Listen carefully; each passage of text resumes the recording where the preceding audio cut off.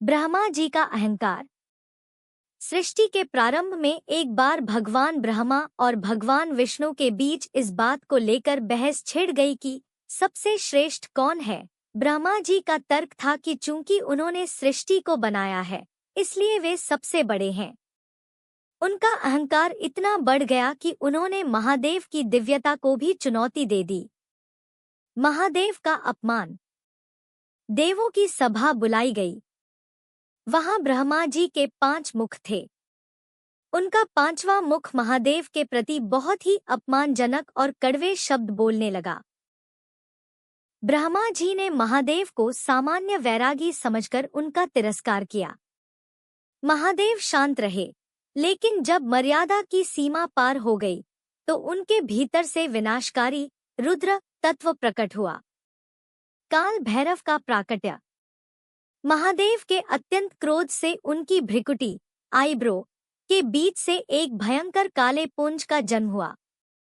वह साक्षात काल भैरव थे। वे दिखने में अत्यंत डरावने, काले रंग के, हाथ में दंड और त्रिशूल लिए हुए थे।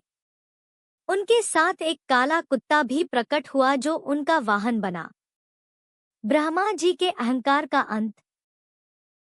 महादेव का संकेत पाते ही काल भैरव ने अपनी उंगली के नाखून से ब्रह्मा जी के उस अहंकारी 5वें मुख को काट दिया जो महादेव का अपमान कर रहा था।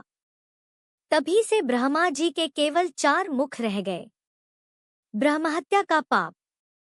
ब्रह्मा जी का सिर काटने के कारण भैरव बाबा पर ब्रह्महत्या का पाप लग गया। वह कटा हुआ सिर उनके हाथ से चिपक गया।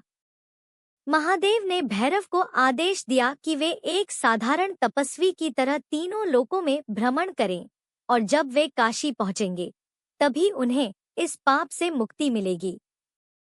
काशी के कोतवाल। वर्षों तक भटकने के बाद जैसे ही काल भैरव ने महादेव की नगरी काशी की सीमा में प्रवेश किया, ब्रह्मा जी का वह कपाल, सिर उनके हाथ से छूटकर जमीन पर गिर गया। उस स्थान को आज कपाल मोचन तीर्थ कहा जाता है। महादेव ने प्रसन्न होकर भैरव को आशीर्वाद दिया और कहा, तुम आज से काशी के कोतवाल कहलाओगे।